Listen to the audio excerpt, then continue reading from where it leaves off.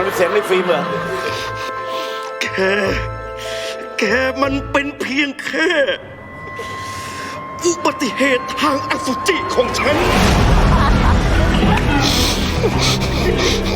แต่ว่าผมก็เคารพท่านเหมือนท่านเป็นพ่อแท้ๆของผมแกไม่มีสิทธิ์มาเรียกฉันว่าพ่อ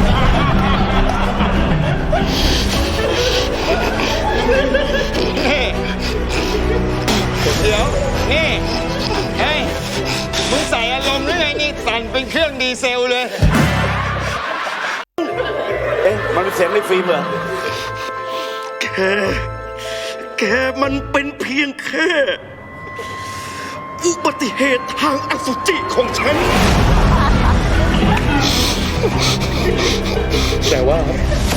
ผมก็เคารพท่านเหมือนท่านเป็นพ่อแท้ๆของผมแกไม่มีสิทธิ์มาเรียกฉันว่าพ่อ